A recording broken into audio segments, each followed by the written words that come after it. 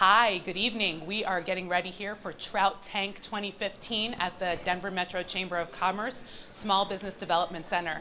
This is our exciting evening where we have 4 incredible entrepreneurs who are going to pitch in front of our school of 30 bankers and lenders. I'm going to briefly introduce them to you before we start our event this evening. Corbin, can you come over and introduce yourself to our wonderful audience of millions of people from around the world? Fantastic, millions. I'm looking forward to it. Yeah, millions, and hopefully those are millions of dollars that we're going to give. Absolutely. So Corbin, tell us a little bit about what you're going to pitch tonight and what you hope will happen.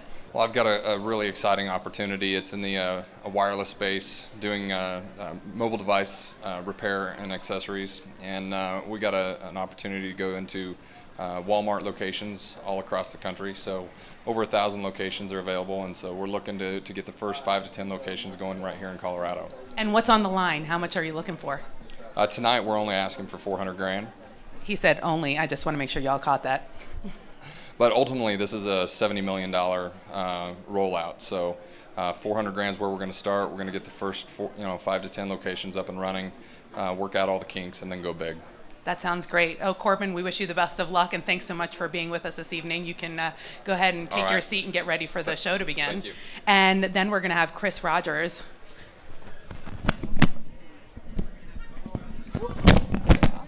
Hi, Chris. How are you today? Good. So Chris is here, and she is with Spinelli Sauce Company. Chris, can you tell us a little bit about what you're pitching here this evening? Well, I'm pitching our amazing products, and we are growing rapidly, and we need more money to saturate the entire country with our delicious pasta sauces and dressings. The entire country, and I can just imagine. The world. Yeah, and this sauce is really unbelievable. And Chris, what are you going to be asking for tonight as far as dollar amount is concerned? We're asking for $150,000, and we're looking for an investor who can bring their expertise and really help us grow. So Chris is really looking for a true partner this evening, and what you're going to find when you watch our show is people are looking for different things. They're looking for debt, or they're looking for equity, they're looking for partnership, advice, and we're going to create those bridges this evening. Thank you so much, Chris, and we wish you the best of luck. And then we have Greg. I kind of, have a little heartthrob crush on Greg, because if you can't tell just by looking at him, he's kind of, he's fireman. So fireman, this is what I'm saying. So introduce yourself, tell us what you're about. So my name is Greg DeRocher. I'm CEO and co-founder of our company, Safe Ride for Kids, and we are in the kids and car seat safety world. And our goal is to take really innovative products and get them out to parents along with great education. And we're here looking for some funding to help us expand not only our inventory, but our education and product offering. That's incredible. And when you watch, you're going to see Greg's talk is going to really touch your heartstrings, because the safety products that he's talking about really do save lives, and save lives of those we haven't yet met. So that's really exciting, and I'm excited for your pitch. Good luck. Awesome. Thank you. Mm-hmm. And last but not least, we have Chauncey. Hi, Chauncey. Hello. How are you feeling? I'm feeling great. How are you doing? I'm incredible. So tell us all about your exciting venture that you're going to pitch this evening. Well, we're starting up a company called Familiar, which is a board game lounge here in Denver, Colorado. It combines board game retail and rental and fast casual dining. Fast casual dining and board games. What more can you want out of life? So Chauncey, where did this idea come from for you? For me, this came from just a desire to have all the things that I love together in one place. Yeah, and food, games, friends, right? Food, games, friends, family, people having a good time, laughter, all the good stuff in life. How much are you going to ask for tonight? Tonight we're asking for $250,000. All right. So brilliant. If all this money gets funded, wow, what will this do for the Denver economy? Who will walk away with the big prize? I don't know, but we're going to find out in about, 3-4 minutes. So hang tight, and we'll be right back with you. Thanks for joining us on Trout Tank. So thanks for coming, guys. This is our second ever Trout Tank, hosted by the Denver Metro Chamber of Commerce and Denver Metro SBDC. Here at the Chamber, we run a lot of programming. We do it day in, day out, all year long. For example, our Leadership Foundation puts on top-of-the-line leadership development and community building programs. Our SBDC does small business technical training, and we also do a lot of connections and networking events. We have the Colorado Competitive Council. Jeez, kind of is nerve-wracking. I'll get over here. So I'll just get started again. Thanks for coming. This is a huge opportunity for us as a chamber. It's not necessarily rare for us to bring a program together like this, but to have the kind of support that we have throughout the community, it's really fantastic. We have over 100 people here registered, over 200 people registered tonight, and we have an overflow room downstairs to handle it. We're actually streaming this live through Google Hangouts, and so it's a fun event. My name is Abram Sloss, and I'm the Executive Director of the Small Business Development Center. I work for the SBDC and the Chamber of Commerce, and it is really hard to explain how fun it is. You can tell how excited I am. Trout Tank just isn't about access to capital. This is actually really about the environment that we've created for small businesses, the support that we have for the ecosystem that we have for small business, and the entrepreneurial community. We have 4 entrepreneurs tonight that are going to be speaking, and I will try to stay away from that. I'm going to stay away from the idea of explaining who they are because we have Daphne Michelson Janae, who is much better at this than I am. And I'll read this real quick. Daphne is an alum of Leadership Denver, where right after she finished, she took the charge of leadership and traveled to all 50 states. In 1 year, collecting and sharing the stories of ordinary people. And her book is actually at the corner, and it's titled, "It Takes a Little Crazy to Make a Big Difference." And it just won the 2015 International Book Award for Social Change. Everybody, I'd like to invite Daphne Michelson Janae.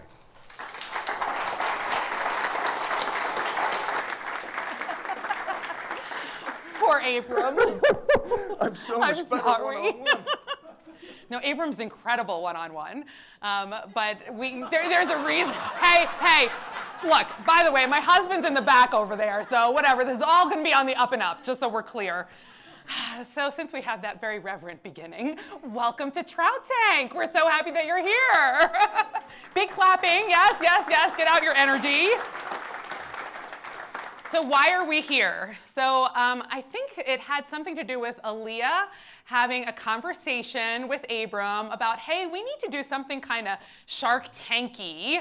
And what's Colorado like? And we're not really kind of sharky, although that's not to say that we're not as amazing or as incredible, but we're more about the trout, right? And why the trout? Excellent question. I'm so glad you asked. By the way, did you know that the state fish for Colorado is the cutthroat trout? Right? Okay, the cutthroat trout, that makes sense. But we are less of a cutthroat community, and we are more of a how do we give everybody an opportunity to succeed? Because as the Small Business Development Center, as part of the Denver Metro Chamber of Commerce, our job is to create incredible opportunities for business in our city and in our state, and that's what we do. And I found this excellent article in the Harvard Business Review, totally not joking, all about trout in the Harvard Business Review and how trout help swim downstream, but they always find the little trout that's not doing as well, and they get around the trout and they make the path, and together they help that trout succeed. That's what we do. The little trout, the big trout, the medium-sized trout, the trout that wishes she could have lost another 15 pounds before this event, all of those trout are the trout that we help when we are here for Trout Tank. So how did people get here? We have these 4, they're kind of bait, or they're anglers. We haven't decided. Wave over there in the tank. That's our tank. I thought about building an actual like swimming pool thing, right? That would have been good. Yeah? Yeah. Okay, next time, swimming pool. So you guys are the last ones to stay dry during the event. These participants, 3 of them at least, did the Leading Edge program and the Pitch Academy, and or were in business for a certain period of time beforehand. So we open this up to the community. Who wants to learn about being a business owner? How can we help them get before our School of 30? And what skills do they need? What tools do they need to be able to be a viable business to be funded? Right? We want to put people who are in front of people who are going to give money, who are pre-qualified in essence to get that money. We're trying to help them get there. You guys, who are our awesome School of 30, are the ones who can teach us what it is that we're missing in between. You can listen for what our presenters have to say and then tell us how we get there. So, what are the rules of play? What's going to happen this evening is the 4 contestants each have 5 minutes to pitch to the School of 30, and I'll get to that in a second. 5 minutes. And by 5 minutes, I mean 5 minutes, not 5 minutes and 13 seconds. 5 minutes. I told them to not make me look mean because I'm really nice, but I can look really mean. So they have 5 minutes to pitch to you, and then there's going to be 10 minutes of Q&A. So what kind of questions do you have for them? If they're in the traditional environment, what are they going to be asked? What holes didn't you hear answered? Or what do you want them to think about before they end up in front of you? These are the questions I want you to think about, and of course, whatever questions you guys do when you're in your kind of offices and with the money, right? You have all the money sitting around your desk, right? Okay, because I was expecting trucks. No? Okay. Anyway, so let me talk about who's in the room today. Today we have what I call the home stream. Forgive me if I do a little kind of watery trout, fishy stuff. So we have our home stream, which our home stream is, of course, the Denver Metro Chamber of Commerce. Thank you so much to the Chamber for having us here today, and Kelly, who will give us our final greetings, my little hero over there. And we have the Metro Denver Economic Development Corporation, the Denver Metro Chamber Leadership Foundation, the Colorado Small Business Development Center, and the C3 Colorado Competitive Council. That's our home stream. Great, what does that mean? That's a lot of really pretty logos. We are the people who go to your businesses. We support business. We create opportunities for business. We allow that water to flow appropriately. That's our home stream. And then we have the School of 30. The School of 30 is a very special a group of people who are made up tonight of 15% equity investors, VCs or angels, 25% non-traditional lenders, and 60% debt lenders representing the banking industry. So what you have here in front of you is a wide range of ways that people can get money to do business. That's the simple piece. This is where we get the money to do the business.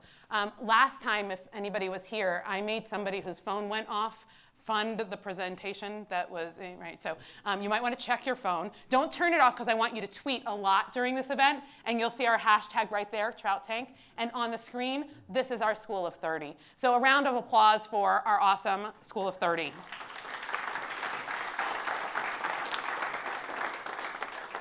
Then we have our audience. Our audience is a key member of our community because our audience is the one who goes to these businesses, who's going to be the end user of the products that you see, who's going to be able to taste this unbelievable, really, not even joking, incredible pasta sauce and play the games that you're going to hear about today. You are our community. Tonight, you have a job. There is a role for the audience in this evening, and there are a number of ways that you can do that. Number one is we have a mobile app that you can access by going to www.tankevent.com with the entry code Trout Tank Guest, capital T, capital T, capital G. What you get to do there is you have $1 million. They're not real, but there are 1 million of them. Each of you has been given 1 million of these not real dollars that you get to allocate to the company you think deserves it the most. Okay? You don't have to allocate all 1 million to one company. You can spread the wealth. However, there will be a winner this evening, and that there will be a cash prize.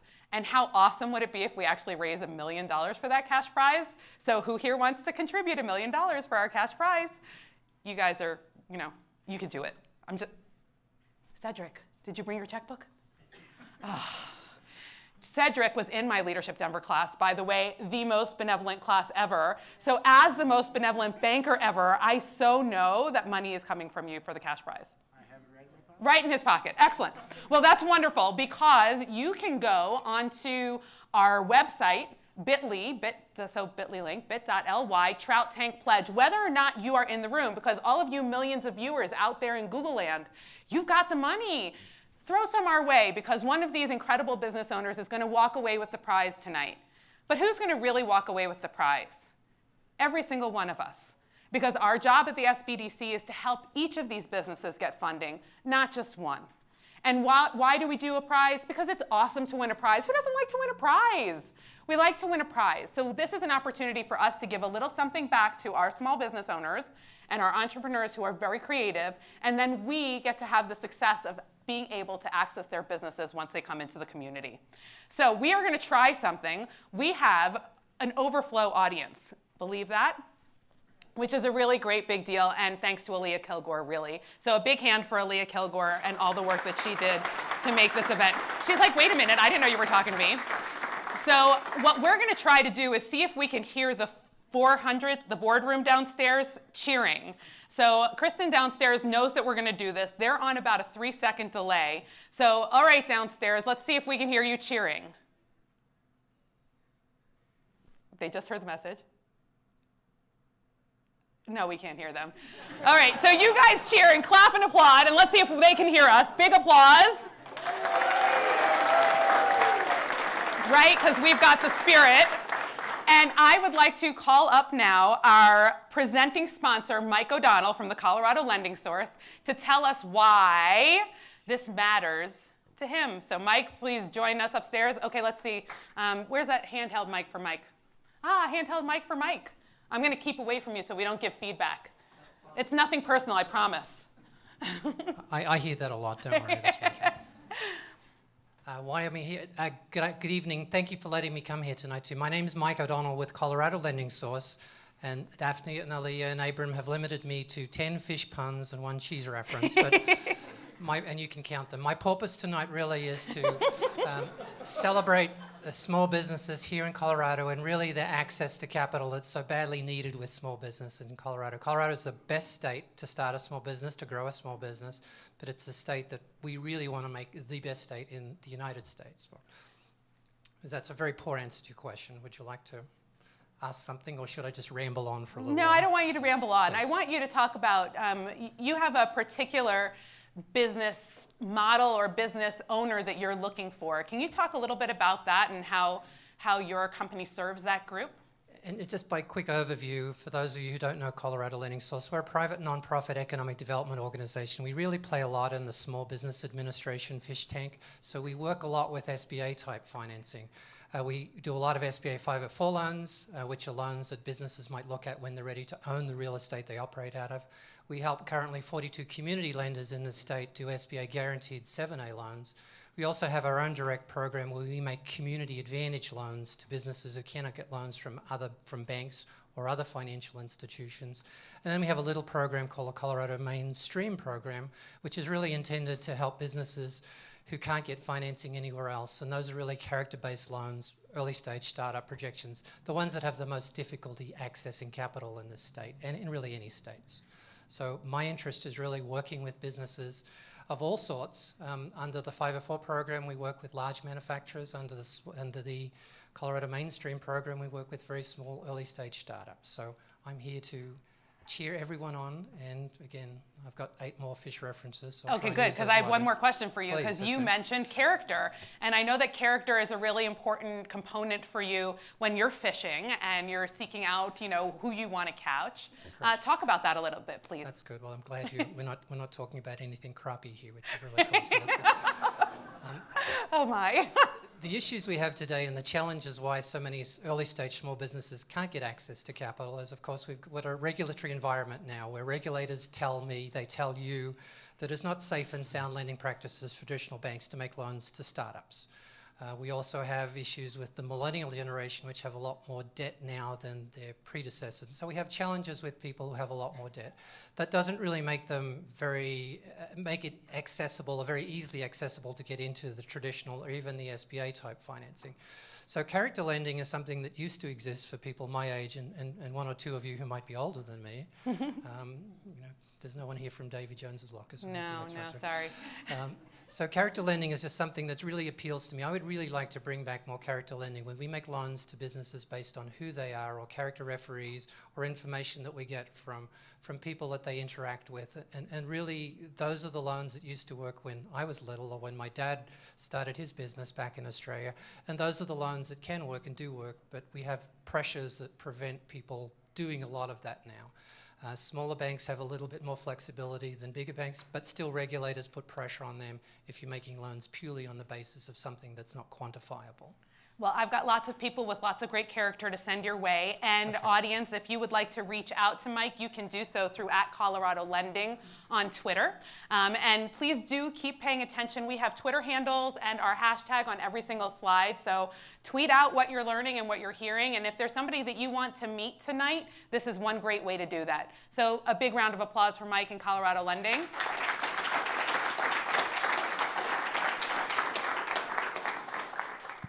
All right, Fish Bait, how are you feeling? You're feeling good? Okay, because we're about to get ready and begin. We're going to start by thanking First Bank, who is our pitch sponsor this evening. The money that First Bank contributes to this helps the organization or the business owners to get ready to stand before you by bringing them together with the Rockies Venture Club and providing the funding for our education series called Leading Edge. So if you would like to find out more about how you could get trained and potentially be up on this stage, you just need to access information from the SBDC website and thank First Bank for making all of this possible. So a big round of applause for First Bank.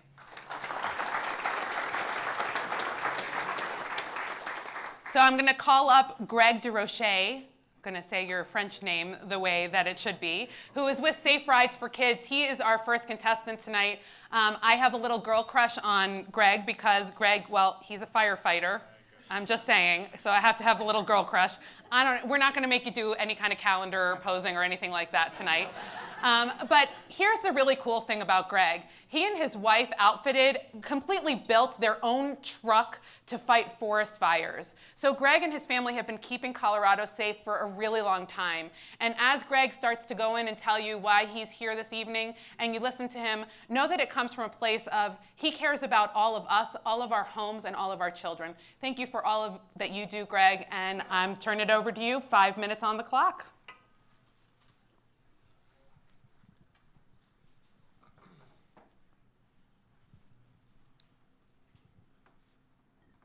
It's a typical weekday morning at the fire station. The alert tone sounds. Engine 7, Medic 7, respond on a motor vehicle crash at the intersection of Alameda and Sheridan. Report of parties trapped. The time 08:35. When that goes off, the questions start to run in your mind. How bad is it really? Are they really trapped? It's a weekday morning. I hope there aren't kids involved. This scenario plays out 10 million times in the United States, resulting in 37,000 fatalities. 400 of those are the children, the innocent victims. Then that doesn't count the 3,000 pregnancies that are lost in these motor vehicle crashes. The reality is that driving with our children is the most dangerous activity that we do with our children on a daily basis. All 50 states require by law that children be restrained in a certified child restraint system, which has led to a $300 million industry here in the United States. The sad reality is that 85% of those child restraints are not installed according to manufacturer's instructions. Now I know of this because, as Daphne said, I was a firefighter paramedic for 18 years. And not only that, but I've raised my 3 kids up through all the different stages of child seats. And when I realized early in my career that if I was going to be in the life-saving business, I had to be involved in injury prevention. That means going upstream to education. So I got got certified as a child passenger safety technician, teaching parents how to keep their children safe in the car. 2.5 years ago, I co-founded Safe Ride for Kids. Our company brings parents innovative safety products and quality education to help them get their children from pregnancy all the way through to using the adult seatbelt system in amazing products with accurate information. Currently, we have 2 core products and an amazing offering of education and information, which we use as part of our inbound marketing strategy, which means that our company can get the traffic off the internet of people who are looking for the information that we have at a much lower expense than your typical marketing system, keeping our overhead low. How big is the market? In the United States, there are 4 million children born every year. If you picture that most children are in some sort of a child restraint system for at least 10 years because they don't start fitting in the adult seatbelt till somewhere between 9 to 12. That's 40 million children in child restraints at any given point. One area that's not addressed very well is this stage of development, the pregnancy stage. This seatbelt system was never intended for pregnant women. Who can see a problem with this scenario, right? Our company, Safe Ride for Kids, is proud to introduce to the US market from Australia, as a matter of fact, the Tummy Shield, which is a crash-tested seatbelt positioning device for pregnant women, removing the portion of the lap seatbelt to the legs, which makes it more comfortable and safer. Who has seen this person at the airport, lugging their car seats on vacation with them? Who's been that person? I have. What if, so child restraints, there's not only a huge selection and variety on the market right now, which is very confusing, they're getting bigger, bulkier, and heavier. But what if all that you needed to take on vacation to keep your child safe was a vest that the child wore, which properly positions the vehicle seatbelt system? That's the Ride Safer Travel Vest. It's a certified child restraint system that we've been marketing for over 2.5 years. And we've been getting some pretty good results. Just in 2015, quarter 2 of 2015, we are on track projecting through June to exceed $150,000 in revenue, which is more than double our revenue of the same quarter last year. And where are we going from here? Over the next 5 years, we anticipate reaching the over $11 million mark in revenue. Who are we? We are 4 individuals, each one of us with unique skill sets, and we met in an environment of volunteerism. We also have built a team of experts around us to help us implement and develop an even more complex thank you, sir. So what we're asking for is $350,000 in a loan or line of credit to help bolster our inventory and increase our operating capital. And do we have any questions? Good job, Greg. Big round of applause. So poor Greg had to go first. Somebody had to go first. So he broke the ice for all of us. One more round of applause for Greg, because amazing job. Now's where we turn it over to you. So we only take questions from the School of 30 unless there's time afterwards. We will also be receiving a question, at least one that's coming up from the 4th floor. So someone's going to come upstairs with us on the 4th floor to give you a question. But I first want to turn it over to our School of 30 and see who wants to break the ice. First question. Okay, JB. Thanks very much for sharing that. Great story, and congratulations on your success so far. Thank you. Do you have any kind of exclusivity with respect to the products that you're selling right now in this market? Yes, that's a great question. We are the exclusive U.S. distributor for the Tummy Shield, which is the seatbelt pregnancy positioner, and we're in the process of negotiating exclusivity with the Ride Safer Travel Vest manufacturer. Yes, sir. Can you pass around your... Anybody would like to look at it? I'm going to have him pass around that little car seat because that's pretty awesome. Go ahead, Matt. What age does the vest cover? The vest is certified for starting at children 3 years old and 30 pounds and up. There's 2 sizes that go from 30 to 80 pounds. So the idea is that the vest will take them from 3 years and 30 pounds up to fitting in the adult seatbelt system. Yeah, 80 pounds. I have a son who turned 13 today. He weighs 72. So I'm just saying he could be in that in his wedding. So, true story. Okay, next question. Yes, go ahead. Yes, sir. Can you explain how you mentioned the inbound marketing and using your educational materials to kind of ramp up the SEO? Yes. Can you elaborate on that just a little bit? Sure. The question was elaborate on our inbound marketing strategies. One, using SEO and content-based marketing allows you to find the people who are looking for the answers that you offer. And that's a really e-commerce based method that gains trust in you before they even become a customer.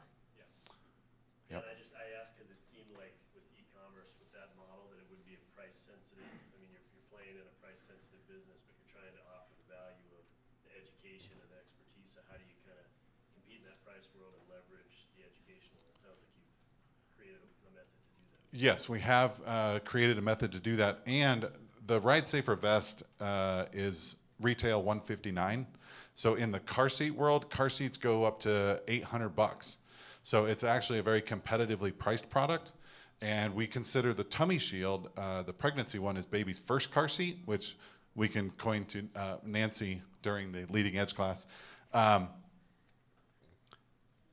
$169 retail, and we have a monthly rental program for that. So we want to make them as accessible as we can. Please do try to repeat the question, because the Yes. School of 30 doesn't have a microphone, and we want our people in Google Land to be able to to know the question. Copy. Okay, Understood. next question. Can you talk a little bit about your competition as far as the larger players and what they're looking for? You know, the tummy thing seems like a pretty unique product, but where are the larger players coming in? Sure. So the question is to elaborate on our competition in their product space. Particularly, so the larger companies, they don't have any vest products out there. There's one other vest, but it's primarily for school bus and special needs. So from the conventional car seat world, as far as the vest is concerned, there's not really a lot of competition. The direct competition to the vest is the booster seat, which there are features of the vest that make it safer. We're lowering the center of mass of the child. We're spreading the crash forces around. We're positioning the seatbelt on the child with a clip. So there are some safety features that we feel that the vest is a better solution. And for the tummy shield, there, as you acknowledge, there's really not that much in the space. It's a very innovative place. Yes, sir. Where are you projecting your growth and what product? Is from the standpoint, is the vest kind of propelling the growth, or is the new technique? Can you kind of? I will. The question or the request was to elaborate on the growth projections as far as the two different products go. Right now, the vest is accounting for about 98% of our sales, but we just got our first inventory of the tummy shield a few months ago.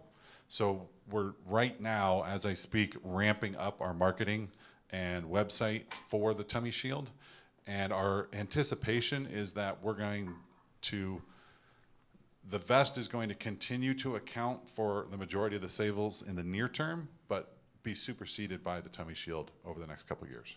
And a follow-up question there: where's the margin, from the standpoint of the vest versus the tummy shield? Sure. Right now on the vest, we're at about keystone between where we get it and what we sell it at. So as a distributor, there's even less margin for us on that product. But with the tummy shield, cost is about $50 a unit. We sell for $169. Much better margins on that. Other questions from the School of 30? Yes.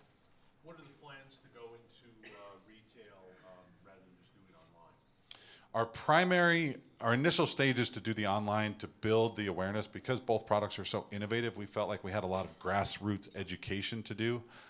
To that point, the vest has been around for about 10 years and was not very well marketed. It was on store shelves and didn't sell because there wasn't the education that went along with it. So we have really made an effort to distinguish ourselves through the education side of it. I'm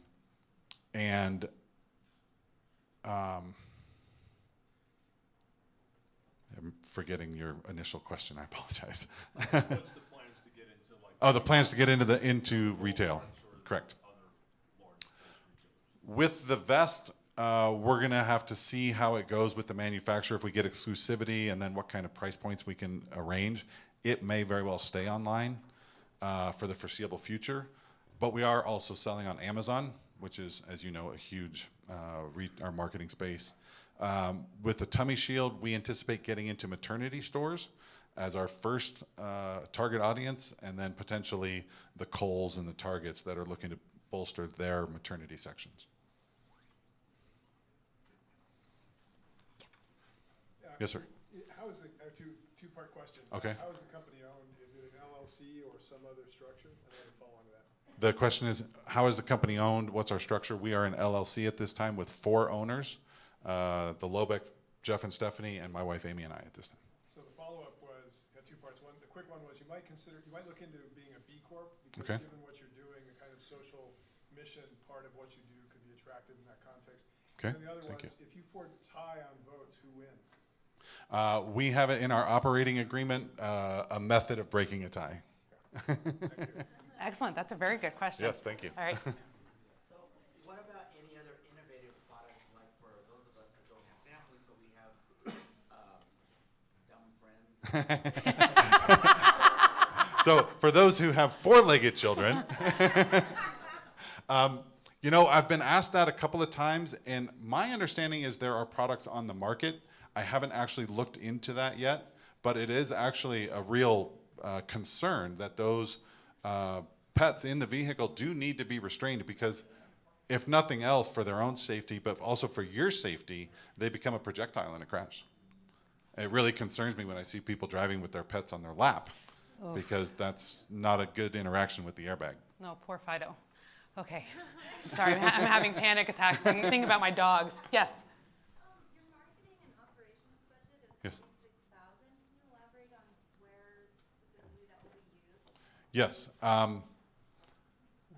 We are going to increase our pay-per-click advertising as part of that.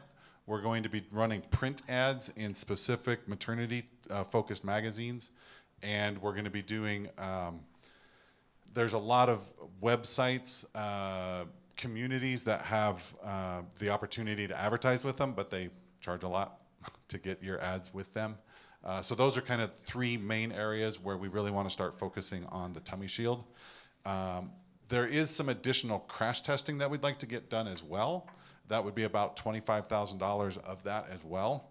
And the primary reason for that is the manufacturer of the tummy shield in Australia doesn't have access to all the data from his crash testing, so we want to do our own to validate it here in the US.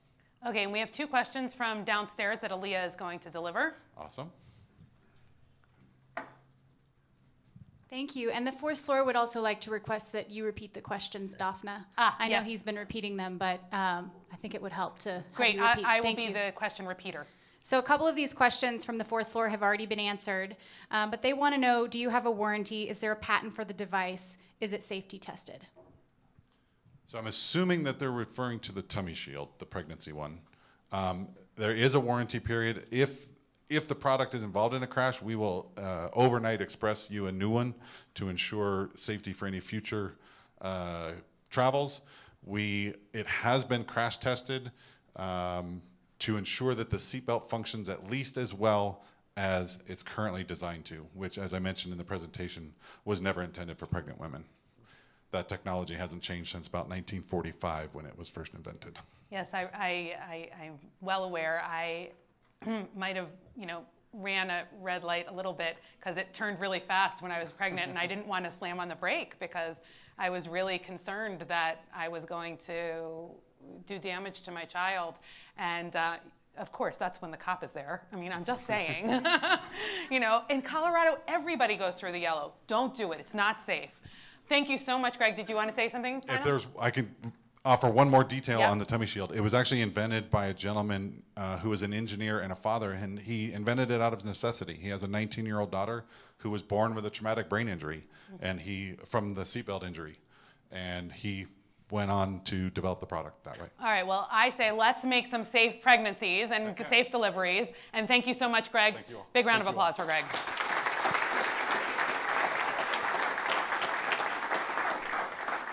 All right, so are we getting the flow of how this is going to go? Greg was a great first contestant for us. He worked really hard in that presentation.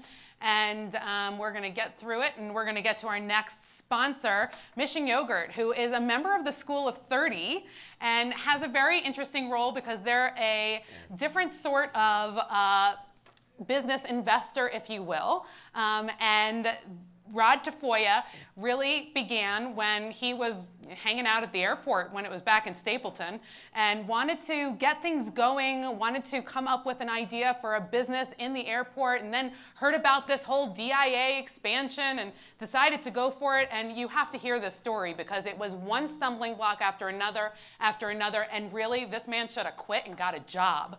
But nope, that's not what he was about.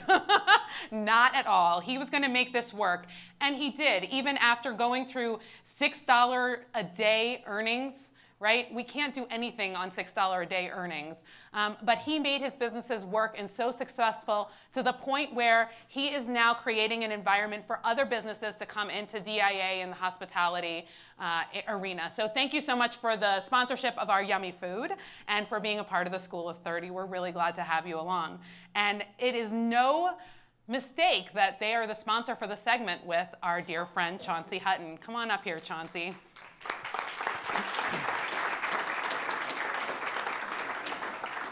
I'm really excited for you to meet Chauncey and learn about his business and his business idea, and I'm not going to tell you about it.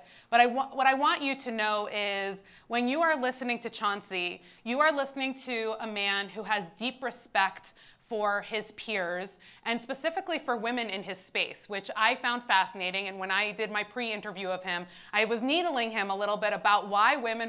He's like, I don't know, I just, I don't like the way that they're treated, and they shouldn't be treated the way that they're treated, and I'm needling him, and he has a sister who's much younger than him, who he was kind of the overseer of, and who he loved very dearly, and until we really talked about it, he didn't make that connection that every woman is his sister. And so while his business is not specifically about women in the space, it's a part that underlies and makes him the really decent human being that he is. So please let us hear from Chauncey Hutton. 5 minutes on the clock. Clap for him. Thank you.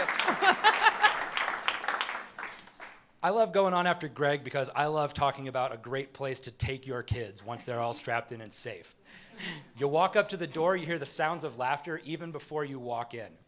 The door opens. The smell of great food comes into your nose. Roasting vegetables, honeyed chicken, maybe some of that brisket I have in the oven out there right now.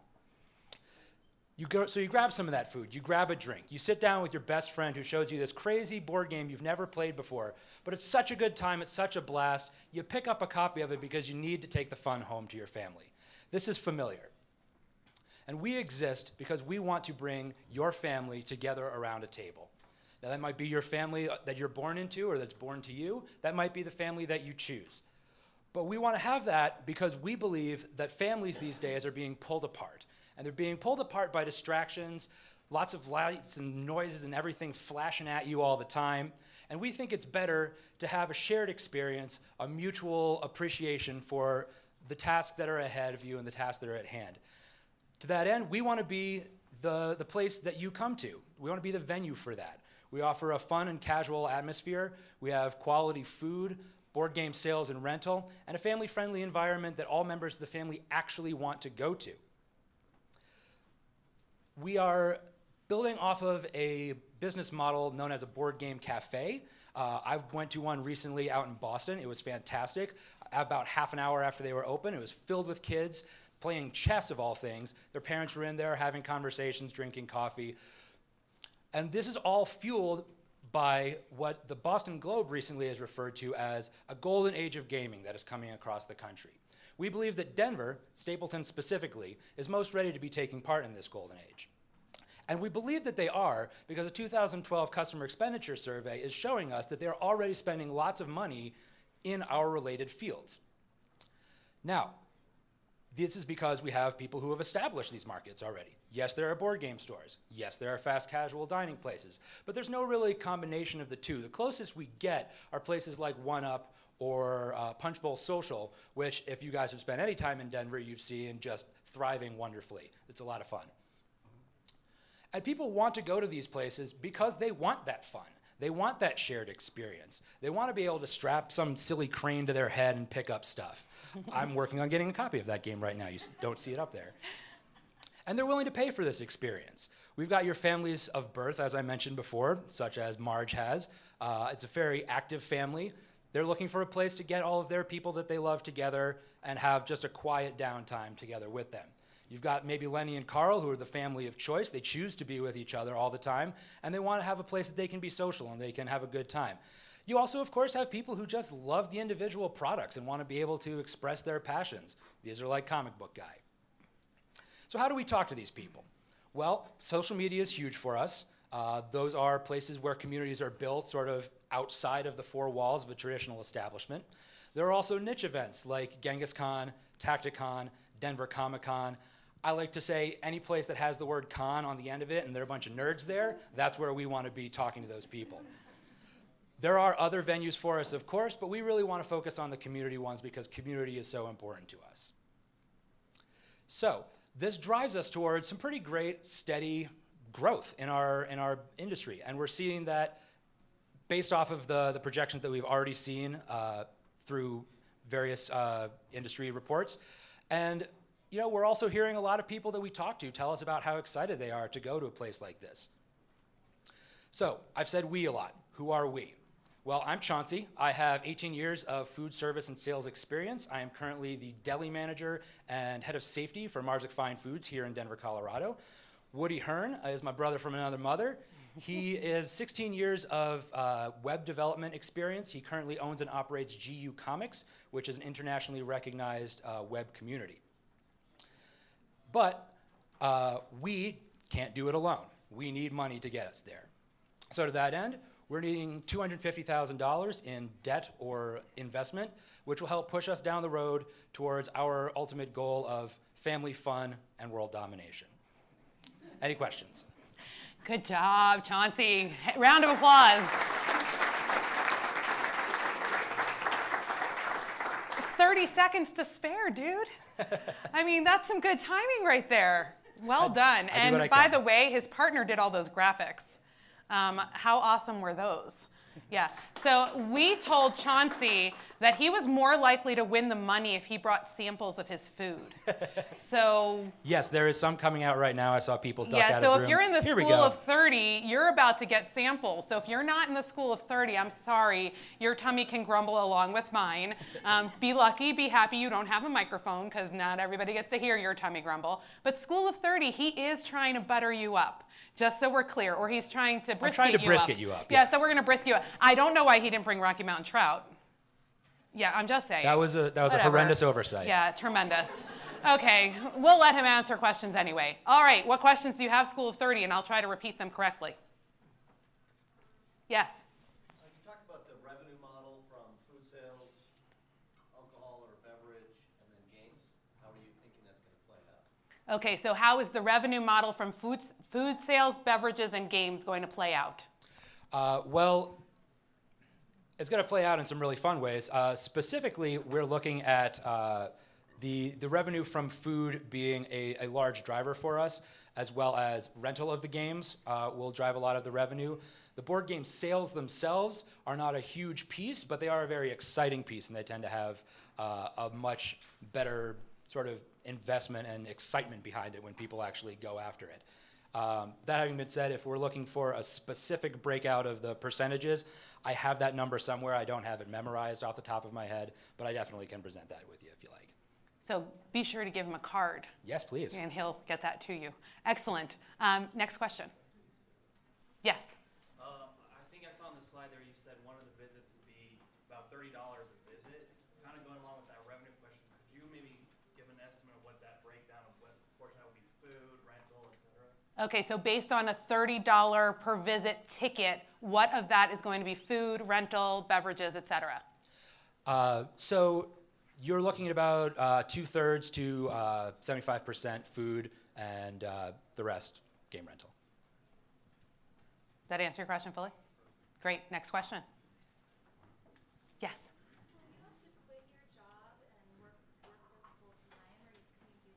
Oh, excellent question. Will you have to quit your job, or can you do both? Well, my bosses are not in the room right now, so I'm not going to make eye contact with them. My plan is to stay working for this company for as long as I possibly can before transitioning full-time into this venture.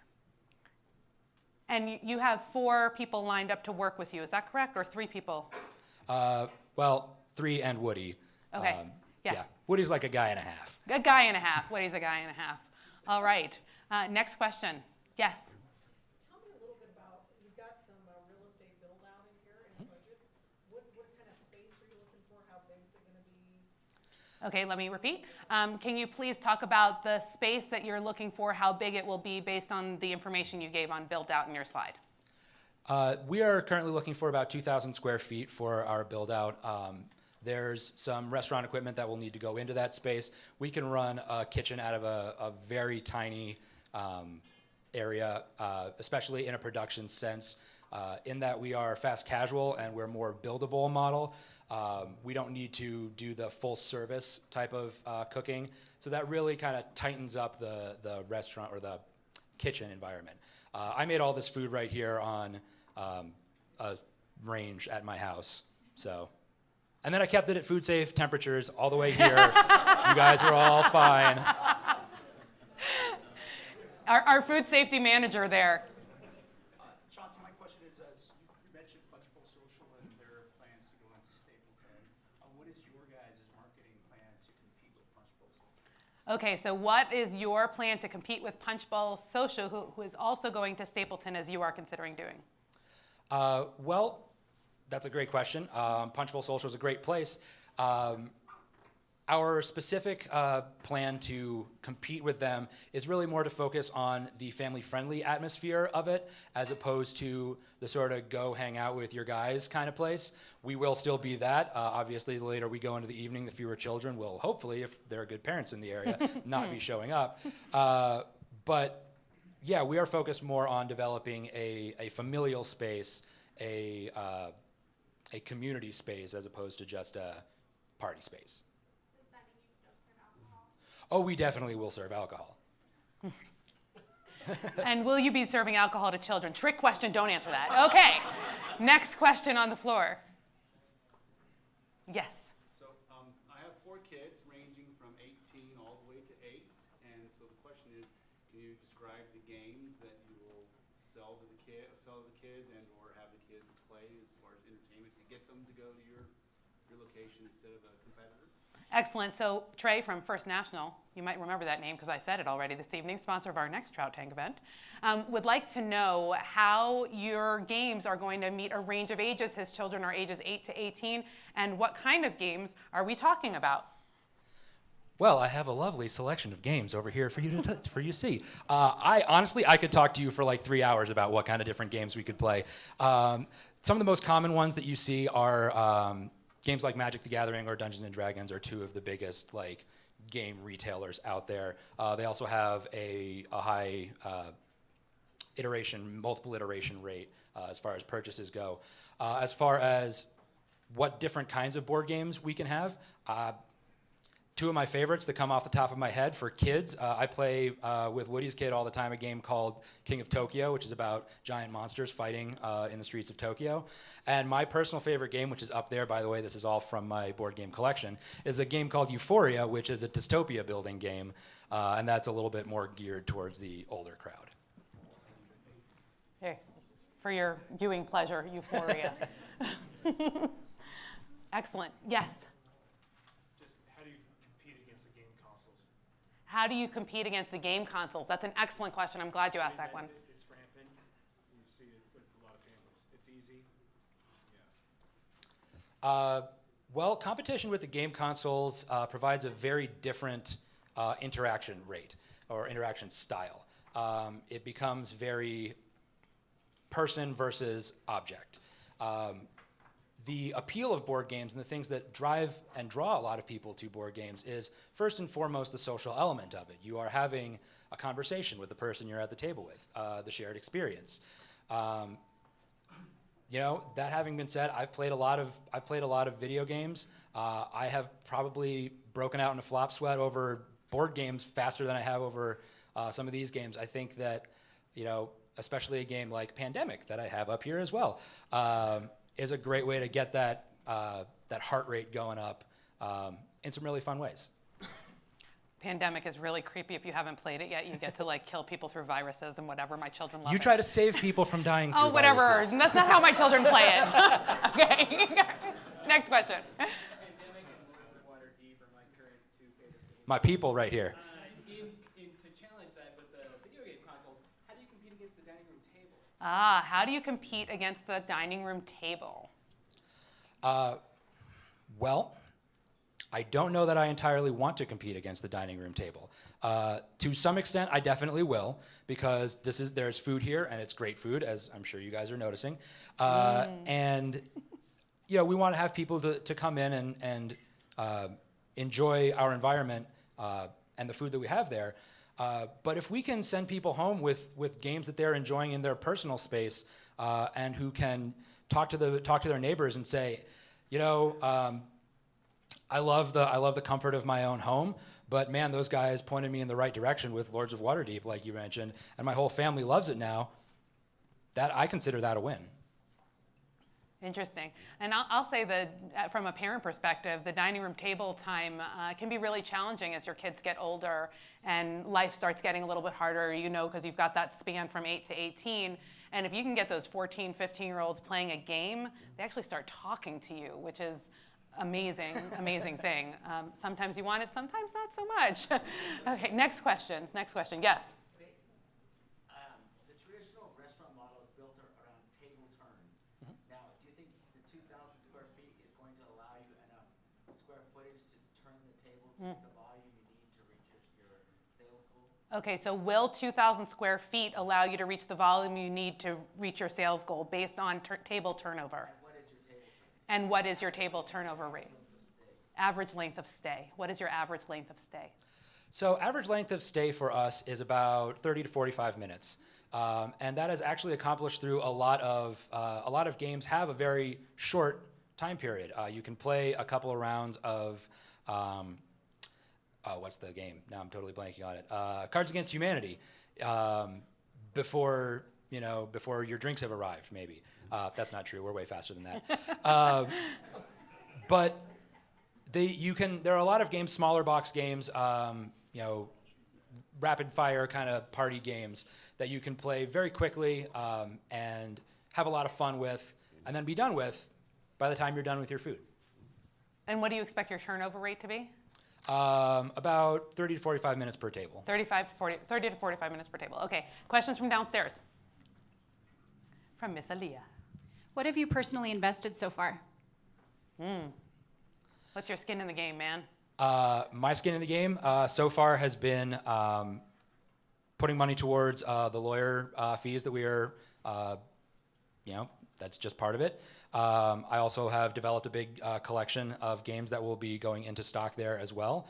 And besides that, I don't have a lot of money spent already, but I'm sure I will be spending a lot more in the coming years. Excellent. Big round of applause for Chauncey. Great job, Chauncey. I wasn't joking. I really thought pandemic was about killing people off because that's how my kids play it. So I'm going to have to go home now and read the directions. Okay, you learn something new every single night. Okay, so here we are going to our next sponsor, who's our technology sponsor, and they're the ones that created the awesome app that we've given you $1 million. $1 million, don't you all feel really rich? Because I'm feeling really rich right now. Because that's $1 million you're gonna invest in a business tonight. And BrainSpire was our technology sponsor for our first Trout Tank as well, and we are extra grateful for BrainSpire, and I'll say it again, go BrainSpire. Our next contestant has a big, huge brain, and what she found is that she really liked a sauce. I'm like sauce, not saucy, sauce. And she was able to talk Mr. Spinelli into becoming a sauce manufacturer, but first she had to become a chef. And her passion was so deep, she didn't want to hire a chef, she became a chef. So when you talk about someone who has her heart and her soul in the right place, she wants to feed people because this is what we do. She feeds people, and she wants to nourish people, and she wants to feed and nourish you. So Chris Rogers, take the floor. Thanks, Steph. 5 minutes, please. Hi, my name is Chris Rogers, and I'm the owner of Spinelli Sauce Company. We're a Colorado-based pasta sauce and salad dressing company, and we sell wholesale to supermarkets, gourmet grocery stores, and we also have an online presence through our website, and we sell our sauces online through Amazon as well. Our mission at Spinelli Sauce Company is to become a thriving national brand with operating with the most integrity and passion for serving healthy, delicious food. Currently, we have 4 flavors of pasta sauce. We have a classic marinara, creamy tomato vodka sauce. Our roasted garlic fra diavolo is our spicy. And we have a puttanesca, which is a classic sauce with capers, olives, and a little anchovy. We also have 3 flavors of dressings. We have a classic Caesar, an Italian gorgonzola, and a Mediterranean balsamico. We take pride in doing business with companies that have the same commitment we do to selling healthy premium products. We sell to Whole Foods, Natural Grocers Vitamin Cottage. You can find us in the natural sections of King Super, Safeway, and other gourmet stores like Marzek Fine Foods and Tony's. What sets us apart? First of all, our recipes are created by a certified chef, myself, and that really gives us the restaurant quality flavor that you don't find in other sauces and dressings that you can buy on the shelf in the grocery stores. We use the highest quality ingredients. We use extra virgin olive oil, fresh onion, fresh garlic, and the tomatoes that we buy are the most amazing tomatoes that you can possibly purchase. They're naturally ripened, so they're naturally sweet. We don't have to add sugar, unlike 99% of the other sauces out there who add sugar so that their sauces don't taste like cardboard. Ours taste like delicious tomatoes. So some of our successes, we have a diverse and loyal customer base. We have distribution through national companies like UNFI, DPI, and KHE. This will allow us to grow to other states in the country.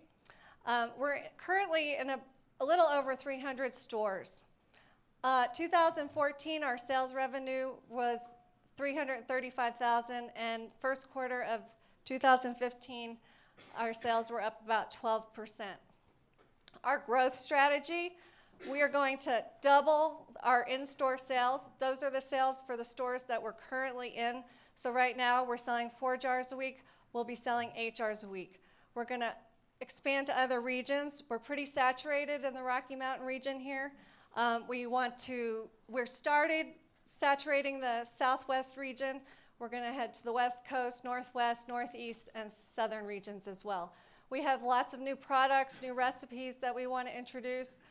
We have an awesome pizza sauce and an Alfredo sauce that we're excited to bring forth. And also, we want to expand into the food service market, selling our sauces and dressings to restaurants, ski resorts in bulk, things like that. Looking at our financial projections, the end of 2015, we're aiming to sell over 11,000 cases of sauce, and by the end of 2017, bringing that to over 25,000 cases of sauce annually, and an annual sales revenue of over $1 million by the end of 2017. What are we asking? We're asking for a $150,000 investment.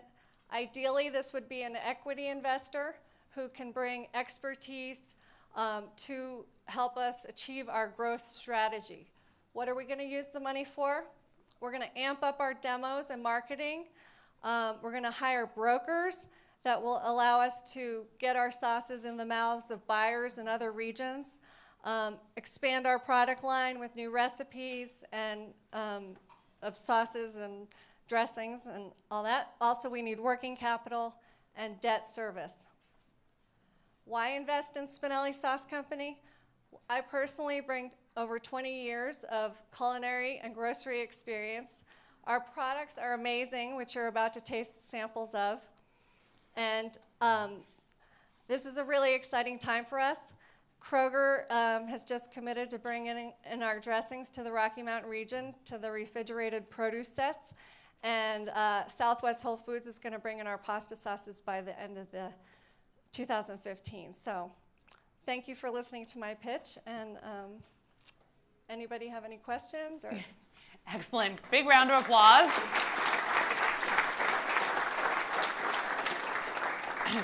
The first time I heard her talk about those tomatoes, I was like having tomato envy.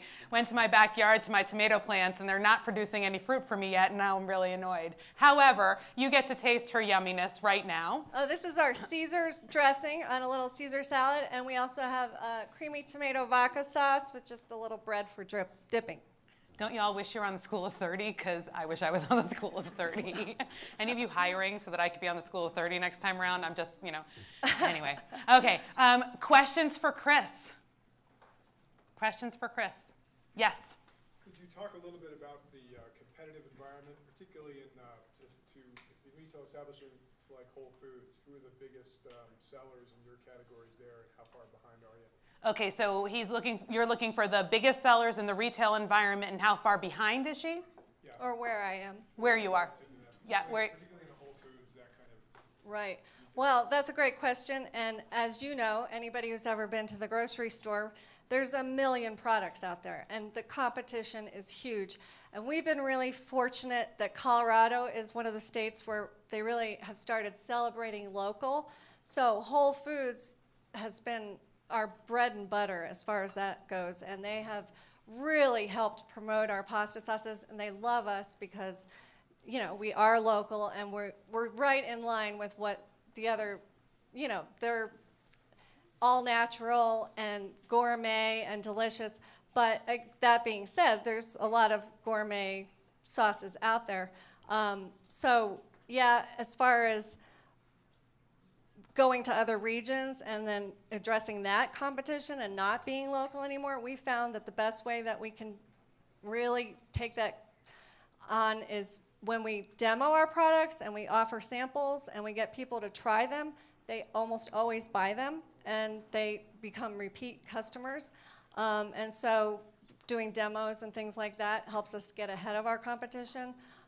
We are at a $6.99 manufacturer suggested retail price, which is, kind of a little pricier than most, but not as pricey as some of the other ones. But we do find that by getting people to grab them off the shelf, that really helps us get ahead of our competitors. How many tastings can you do? Can you Well- do that in every market? Well, it requires a lot of money. Yeah. So we recently just have started doing them down in Texas. We're in Central Market stores there, which are a really gourmet-driven food company. And when we do demos, our sales go up 40%, 40 to 50%. People try them, they love them. So, but we have to pay for the demos. Certainly. And that's why I'm saying, give us your money. Throw me and some we money. will- Throw we us some will money. grow our company. Okay, so we're going to go 1, 2, 3, and then 4. Our margins? The gross margin on the pasta sauce right now is about 15%. And the dressings, which we really just launched at the end of last year, and 2015 it's been growing steadily. Those margins are about 20%. Matt? The 463 in 2015, is that counting on the investment, or is that? Well, so. Hold on a second. So I got to oh, repeat the sorry. question. So say it again? Is your estimate of income at over 450? Do you require the 150 investment in order to get to what your current 2015 target is? Do you require the 150 investment to get to your target? Right, for 2015. For 2015? Actually, the 2015 sales revenue projection was based on a 25% assumption, which our 2013 to 2014 was 25% growth. And so I decided to keep that at 25% because I don't know how long it will take to get money. But so we did a 25% assumption for 2015, and then going forward, 2016 and 2017, we did a 50% assumption. Okay. Cedric? Talk about your production capabilities, and again, I guess the question talk about the production capabilities, but to me, is 150,000 really enough for what you're projecting? So the question is, what are your production capabilities, and is $150,000 really enough? Right. Our production capabilities are huge because we use a co-packer that helps us manufacture our sauces. Currently, we are manufacturing our dressings ourselves, but I have a co-packer in line once we bring in the Kroger account because that's going to add 10 times our sales that we're doing now. And so, yes, as far as production capabilities, I feel like sky's the limit with that. And as far as $150,000, that number is based on, like last year we spent 4% on marketing. And so I would like to double our marketing expense to 8%. So that's with that, and then the added revenue that's going to come from all the wonderful marketing and the brokers and everything like that, we will have more money to operate and things like that. But $150,000 is a number that we came up with based on crunching numbers and past expenses and what we think going forward for the next few years. Okay, Peter? That was mine. That was yours. Yes? Of your existing growth, how much came from increased same-store sales versus new outlets? Okay, how much of your growth came from same-store sales versus new outlets? That's a great question, and we're constantly increasing our sales in existing markets. It was sort of amazing to me. I actually consulted with the marketing person here at the Small Business Development Center, and she helped me come up with a plan for amping up our social media, which, of course now everything is about social media. And that made such a huge difference in our in-store sales that it was mind-boggling to me. And so we are constantly experiencing growth in store sales. I have a broker here locally who keeps track of like sales in Whole Foods and natural grocers, and yeah, he says it's growing, growing, growing. And I don't know if it's because people are becoming more familiar with our product, but so that's why I know that if we can get money to start expanding to other regions, I mean, the sky's the limit as far as the growth for this company. Have you thought about what kind of ownership percentage you're going to give up for the $150,000? So what kind of ownership percentage are you willing to give up for the $150,000? Right. Well, and that's a hard question. I personally would love to keep control of my company. I mean, I started it and I nurtured it, and it's growing. It's her baby. Right. But I am willing to entertain any opportunity, and I would be willing to, in order to do that, in order to keep the majority ownership, maybe structure it so some are loans and some is equity for the money. Okay, looking for a mix there. Because you did mention you're also looking for money that comes with expertise. Yes, exactly. And that's what I mean by it would depend on what the situation is, who can bring what to the table, and and look at it from having the knowledge of what's coming in and what's going to be brought to the table. So great. Other questions? Yes. Can you talk about how much discounting you've had to do in free product you've had to give away to get in with the big chains and distributors? Wait, how much discounting have you had to do, and how much product have you had to give away to get in with the big chain realtors? Or realtors, the big chain stores.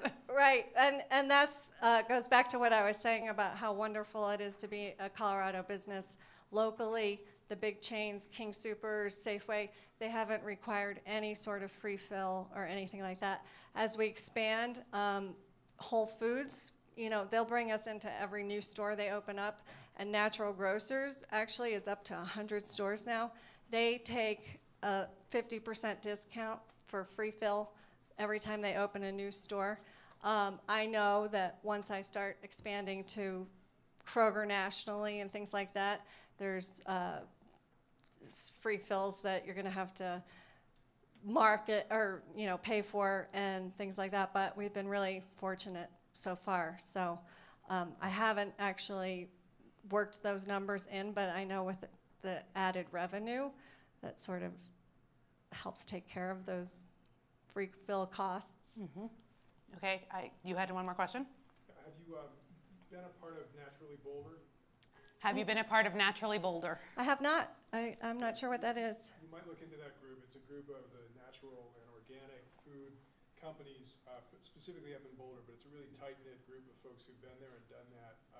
in a lot of different categories. It might be helpful for you as well. And it's Great. called Naturally Bolder? Naturally Bold. Okay, so the Thank advice you. from the floor to check out Naturally Bolder, that could be a Great. good partner or Yeah. source of information. Last question from Matt, and then we're going to go to Aaliyah. You're looking for an equity partner. Do you have an exit in mind? It's hard for me to talk about an exit just because, like I said, I love what I do, and this is my baby, and I've nurtured it, and it's growing, growing, growing. However, realistically, I would love to bring the company to a point of profitability and thriving that it makes it attractive for either a merger with another successful existing company or a sale ultimately from another company that sees how awesome we are and needs to have us. I always think it's interesting. My husband and I often work with female entrepreneurs, and this exit question is a really tough one. A lot of times women may look at business differently and how they operate their businesses. However, when kids turn 18, you want them out of that house. So I'm just saying, talk to her. She's going to get to the point where she's got to kick them out and send them off to college. Aaliyah, what do you got for me? Do you have any ideas of how you could increase your profit margin? Yes. Actually, we are working on transitioning from 12 packs to 6 packs of our sauce. And we're in the middle of working with our co-packer, analyzing prices. So we will actually be able to increase profit margin by increasing our prices with the 6 pack as opposed to the 12 pack. And also, when you're doing higher and higher volumes, you can get better prices on ingredients and things like that, which also reduce costs and help with profitability. And any kind of increased sales will always help with profitability as well. Wonderful. Thank you, Chris. Can Another I do one more, Yes, Daphna? please, go and for then it. I have a note from downstairs. From downstairs, Yes. From the Are you deep tank. using Colorado growers for your ingredients?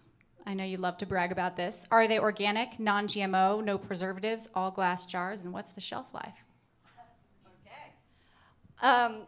We try to source Colorado businesses as much as we can. Unfortunately, our tomatoes, which are the primary ingredient in our pasta sauces, come from Stanislaus, which is a company out of California. But we have tasted 1 million tomatoes, and they are the best. But as far as local, onions, spices, labels, everything like that, we source everything else locally. Our shelf life on our pasta sauces is 2 years, and on our dressings, actually, they're 6 months.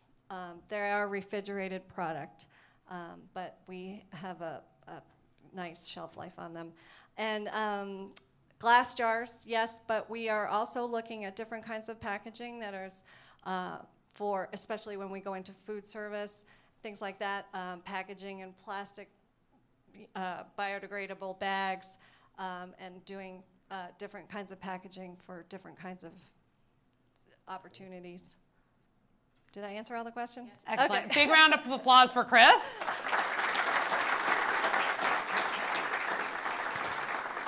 You get to breathe now, Chris. And Aaliyah, what's the message? Can I steal a moment? Yeah, please. So I wanted to remind you all that our mobile app is up and running, and as you can imagine, since we've had 3, we have 3 that are in the lead right now.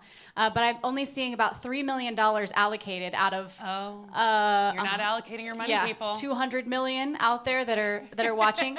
So I'd like to remind you, I'm going to spell out the app again. This is also a great place for you to leave your comments for the presenter. You can also opt. Yes or no, do you want to be contacted by this presenter? So School of 30, great opportunity for you. That link is tankevent.com. That's tankevent.com. And the password is Trout Tank Guest. TTG, Capital T, capital T, capital G, Trout Tank Guest. But this is another opportunity. Don't go anywhere, because for our next segment, the sponsor are the cash prize sponsors, and the cash prize sponsors are all of you. Remember that we are crowdfunding this cash prize tonight from you here in the audience. And Aaliyah, can you tell us what is that website that we can go to where we can make a quick 5, $10, $10,000 donation to this prize. Whatever you're feeling.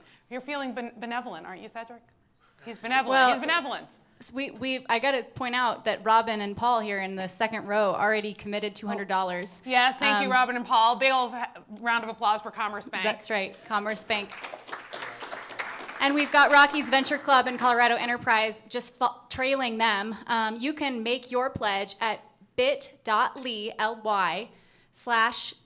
Tank Pledge.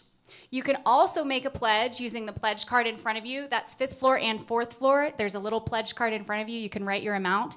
And I had one guy come up to me and ask, can I donate my time as a developer worth $1,000? Sure. And I said, heck yeah, you can. Yeah, absolutely. Bring it on. In kind is welcome here. All right, thank you so much for that, Aaliyah. Oh my goodness, we went through 3 pitches already. Can you believe it? And we are finally at our last pitch of the evening, which is Corbin Cowan. And Corbin started supporting and being a business owner when he was at CU, and he was raising funds for business way back then and in his college days. And through his company, CXO Collective, really believes in supporting the entrepreneur in the community. And as he supports the entrepreneur, he knows that he's creating that wealth that helps support all of the other elements of our community.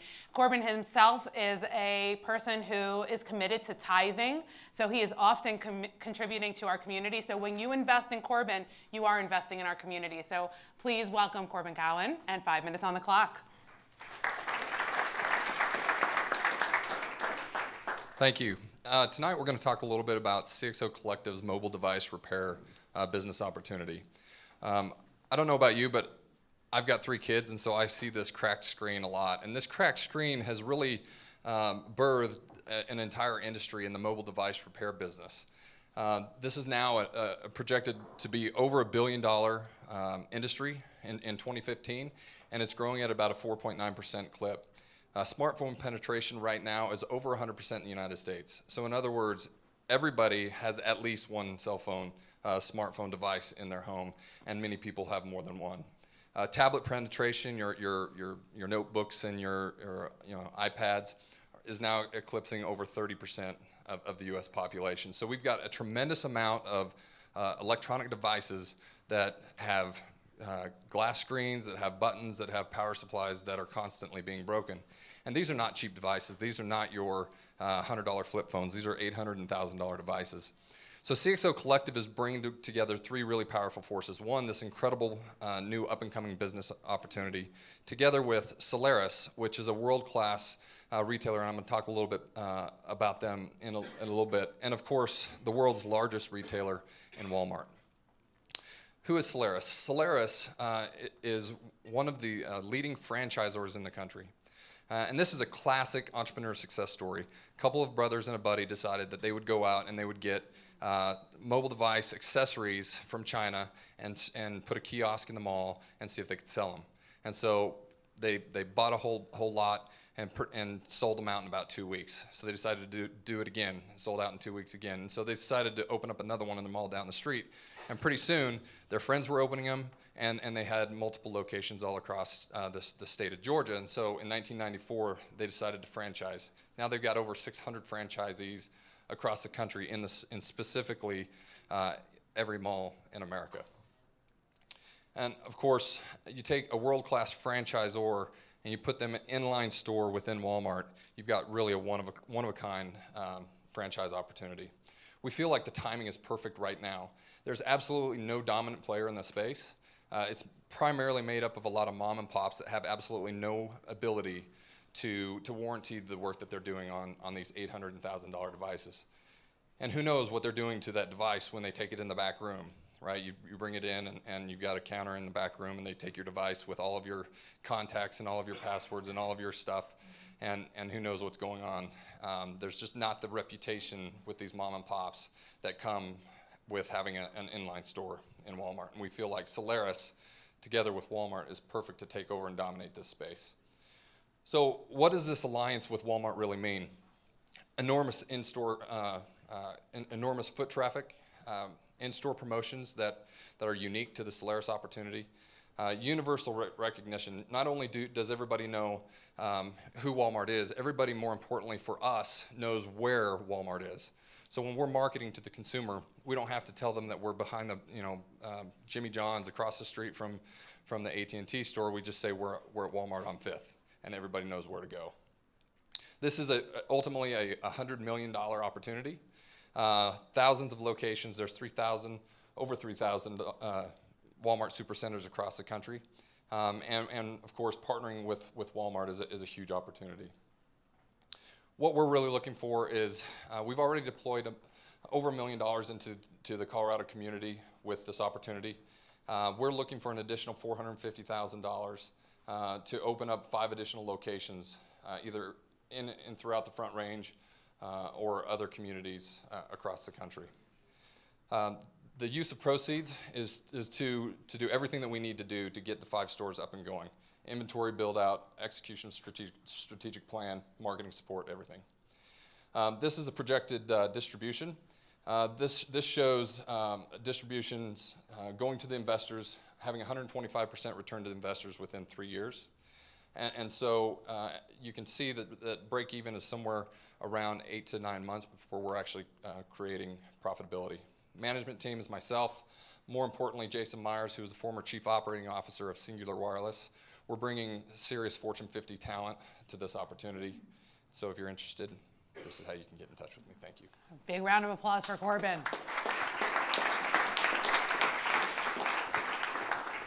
I'm not saying that I've broken 3 phones, but I'm saying that I've smashed 3 phones, and it's really no fun at all, and it's no fun for my husband. Hi, honey. He's right out there. Anyway, so questions for Corbin. Anybody need their phone fixed? Robin. What is the price point for fixing these devices, the screen or some of your other services?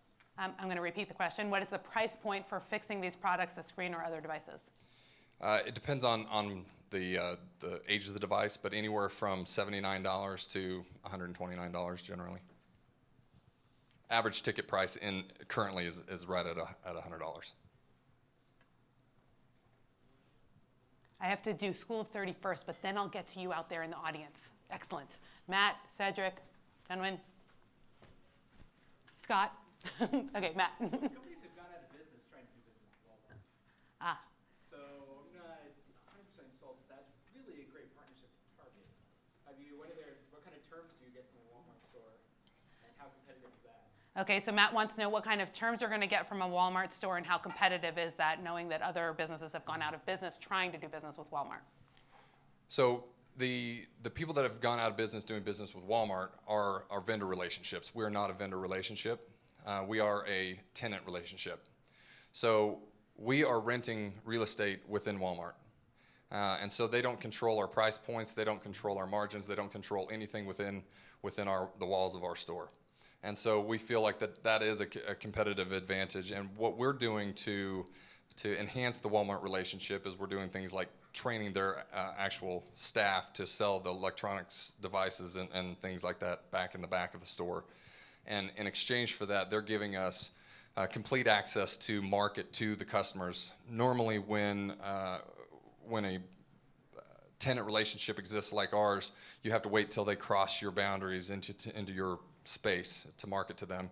They're letting us put signage up. They're letting us put people out in the cashier, handing out things, and so we're doing all the things that we can to enhance that relationship. Are you doing that gratis, or are you having to pay for the ability to do that?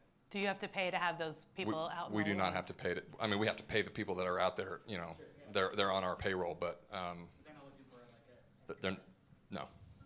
Cedric. Can you talk about the technology aspect of it? There's talk as far as developing shatterproof glass for the phones and that type of thing. Can you talk about how you're going to compete against that technology when it does come out? Please talk about the technology and how you might compete once shatterproof glass hits the market. Is that a real thing, shatterproof? Because I want to see that. It's a real thing. Okay, so how are you going to compete if shatterproof hits the market? That's actually a very common question, but we've got about 5 years of runway on the existing devices that are already made before that even becomes a problem. The other way that we're competing against that is that we're moving from just mobile device repair into computer repair. Essentially, the discussions that we're having with Walmart is that they would like us to replace the Geek Squad or bury the Geek Squad, as they say. And so moving to literally servicing everything electronic that Walmart sells in the back of the store. Bury the So Geek Squad. expanding the business model dramatically. Burying the Geek Squad sounds a little violent. Scott and then Peter. I've got a couple questions. Last night I went online and did a little research and found out that your company is in many, many Walmarts. Can you talk about the profitability of each store and where you reach break even and then where you start to make money, as well as the product mix that you sell? Okay, so how can you talk about the profitability that you're already seeing in the stores and the profit mix? So these are from Solaris's that are already in Walmart's. So the existing stores that are within Walmart under the Solaris brand are corporate stores. And so under franchise law, they can't actually divulge the profitability numbers until they issue an item 19, which has not happened yet. And so we are early adopters to this concept. But what they have been able to share with us is that those stores have reached profitability in 8 to 10 weeks. We're projecting 8 months. And so we're being very conservative in how we've built our business model in order to deploy more money into marketing and things like that. So I hope that answers your question. So really there's not statistics that you can provide in terms of the profitability of it, as well as a T-Mobile customer, why do I come to Solaris rather than going to my T-Mobile store? Okay, I can repeat that.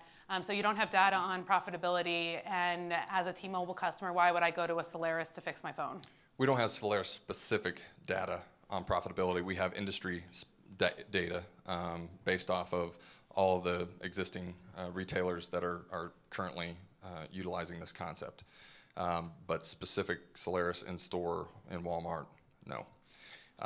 And the second question was? Why would I go fix my T-Mobile phone with you? The majority of the carriers do not actually repair devices at their locations. Many of them are actually forbidden from touching an Apple device. And so if a T-Mobile person tries to fix an Apple device and breaks it, then they're responsible for it. And there's all sorts of issues there. We're also using aftermarket glass and things like that to bring the price point down, where a T-Mobile, a Sprint, and those things, they have to use complete manufacturer products. Peter, did you have a question? I do. I think it's interesting that you bring up the Geek Squad. The times that I've actually had my screen fixed, a tech came to my office, sat at my desk, and did it. Is that something you guys may employ, or will it always just be like a customer-facing retail type of approach? Okay, so Peter wants to know if there would be ever a time that a tech might actually come to his office and fix your phone, or are you always going to be only in the store model? We're very open to all different business models and how we generate additional revenue, but we feel like with 50,000 people walking by our retail outlet per week, that we should be able to generate and drive enough traffic into our locations to achieve plenty of profitability without having to go to your location. And to be honest, your office may be one thing, but I've gotten that question where people are going to their homes, and I don't know about you, but I'm pretty picky about who comes into my house. Did you have a question? Yeah, it sounded like when you were saying earlier that the warranty was a big seller for you of someone else. Can you talk about how you anticipate that working? Walmart's like you can return anything without a receipt. That's like a big deal for Walmart. So how does that? Yep, so your question is about warranty of work or losing the warranty on the phone device?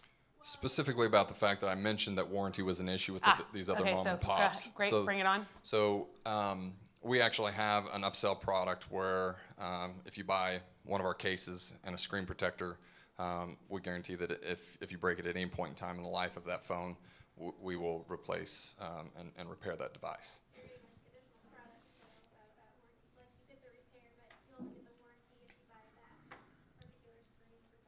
Exactly.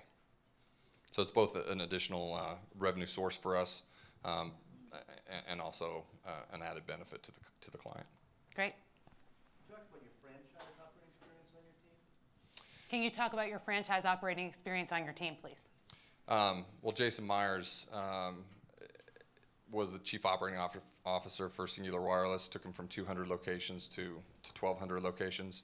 And we didn't get an opportunity to get into the CXO collective, but we are a collective of C-level executives. We've got multiple people on our team that have decades of franchise experience. The actual person that brought this deal to CXO Collective is Legacy Franchise Group, and so that is a very valid question, but we've got multiple experts within that field.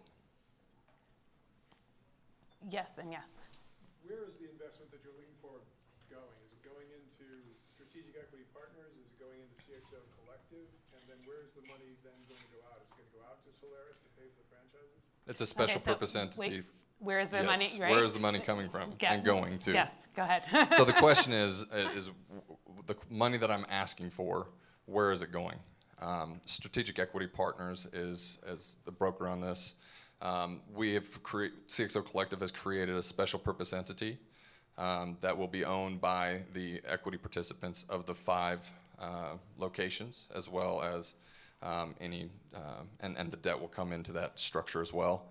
And then it will go out to Solaris for the various build-out costs, so on and so forth.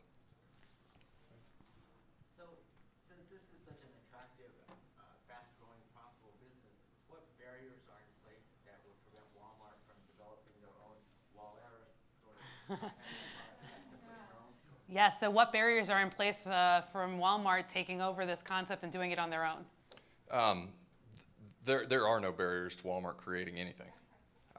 Walmart is the 3rd largest employer in the world, behind the Chinese government and the U.S. government. So to say that we're going to have a barrier for Walmart to do anything is completely ridiculous. But what they look to do is they look to have people like us come in and prove a concept, make sure that it's going to be successful, and then they're going to either buy it out or brand it Walmart, right? And so that's a potential exit strategy for us. We feel like once we get into 1,000 locations or even 500 locations, that those discussions can begin. Walmart doesn't even want to talk about that kind of stuff until you can prove your sauce, so to speak. Okay, and question from the back of the room. Yeah. So you keep on referencing mom and pop shops, and there are companies like Break Fix that I don't consider a mom and pop shop. It's actually one of the times before. And my question is, how do you feel like you can compete with a company like that that's already established in that area and has spread over a pretty good amount of territory? Okay, so how do you think you can compete over You Break, You Fix It, places that have a market share in a neighborhood, for example? Did I cover that? Yeah. Yep. So the next the biggest competitor in the space right now would be CPR, which has 125 locations across the country and in Canada. You Break, I Fix is less than 100 locations across the whole United States. And so within 6 months of today, we'll eclipse You Break, I Fix locations throughout the country, and we're projected to do 1,000 over the next 12 to 18 months. And so we feel like as we begin to go into the marketplace, we will dominate the market share because of the marketing power that we have through Solaris and the partnership that we have with Walmart. Excellent. Aaliyah, are there any questions from downstairs? There are no questions from downstairs, so I'll take one more in the room. Yep. All right. So you mentioned that part of your business model is going to be to have screens and phone protectors as a major revenue source. How is Walmart going to feel about the potential cannibalization of their own sales in the back of the store for screen protectors and for cases that they're currently selling? Okay, so the question is, how will Walmart handle cannibalization of the sales of the screen protectors and cases that they carry in the back of the store? That's a great question. First of all, they sell practically, they sell very few screen protectors and cases in the back of their store. Their people are not trained to even sell them. However, we have been given a limited access to sell that particular product. So we're not selling OtterBoxes, we're not selling a whole lot of things. We're selling custom cases with screen protectors, and we've been given the blessing from Walmart in order to do that.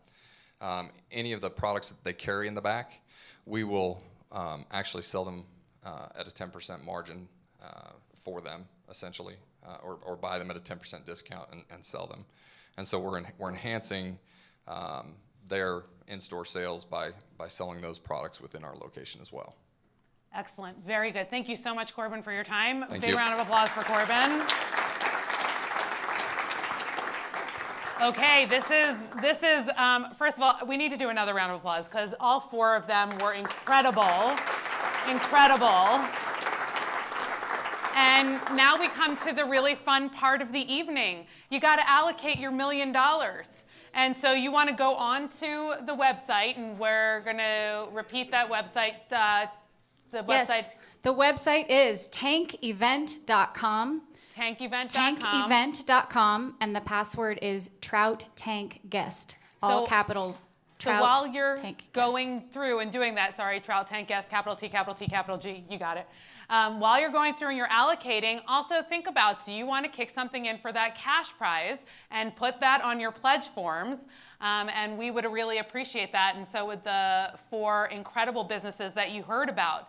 And again, while you're working on allocating your cash prizes this evening, I want to let you know that our next event is going to be September 15th, and we hope to see all of you here. A special invitation to our Trout Tank School of 30 and to our VIP guests up here, and to everybody who's downstairs on the 4th floor, who we appreciate so much for participating and sending up questions this evening, as well as all of you out in the Googleverse. You are welcome to participate and be a part of Trout Tank in September. You can take a leading edge class here at the SBDC. You can meet with any one of our SBDC people to talk about how we can help you strengthen your businesses. And you can simply audition if you are a business that's been in business for 2 years or more and you want to just take our pitch academy with Rocky's Venture Club. It's an incredible pitch academy. You will enjoy it and learn a lot no matter how many years you've been in business.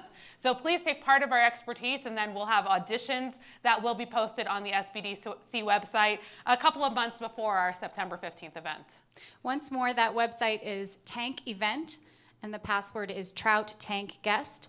And I wanted to mention that yes, it's one word. And capital T, capital T, capital G. Yes, that's right. We've collected some pledges from downstairs, and Lindsay's going to be coming around right now, so pass your pledges to the end of the rows, everyone. We're passing the cap, people. So far, we have collected $350 tonight in cash prizes, as well as Alec Brewster, who has donated $1,000 of development and design. And that's $350 over the already committed. That's total. That's total. So we have $350 so far in our cash prize, plus $1,000 of in-kind services.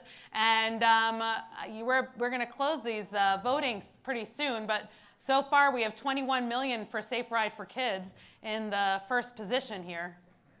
So while we're waiting for those results to come in, I'd like to thank a few people who made pledges downstairs. Sari Circus, she was in our leading edge class. She's given back to her classmates now. Very good. Elizabeth Leader, John Kirkland, Brent Sutherland, and Michael Pasante. So thank you so much to all of you downstairs who are pledging at this moment. And I think we're going to call that winner for Safe Ride for Kids. So and the winner is? Safe Ride for Kids. Can we give a big round of applause? All right, come on up here, man.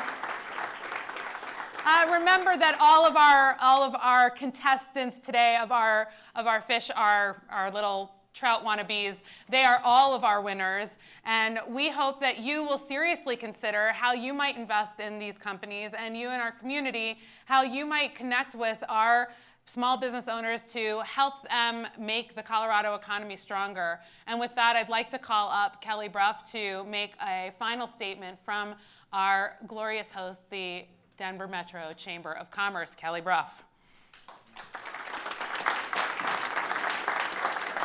Thank you so much. That was great. I'm going to actually tell you what you can answer when somebody asks you, why do you call this Trout Tank? There's really 2 very simple reasons. There isn't an ocean in Colorado, and we're nice, as exhibited by tonight's event. We're not sharks. Congratulations to all 4 who pitched, not only for having the courage to stand up in front and let us all criticize and judge, and hopefully you felt our support mostly, but also for doing business in Colorado. One more time to all of you. Thank you. I have to give a shout out to the sponsors too, because we absolutely couldn't come together if you all didn't help make sure that we could underwrite and support this. So Colorado Lending Source, thank you so much. First Bank, you guys show up every single time we do something. Mission Yogurt, we're very proud to work with you, Rod. Thank you so much for tonight. And Brainspire, truly appreciate it. You know, our job here is really very simple. We do one thing. We connect people. We connect them to opportunities, to jobs. We connect new ideas to sustainable business practices and models. And tonight we connected entrepreneurs to funding. Thank you so much for being part of it and for everything you're doing in Colorado to drive our economy. We really are the envy of the country, and we're very proud to be here with you. Have a great evening.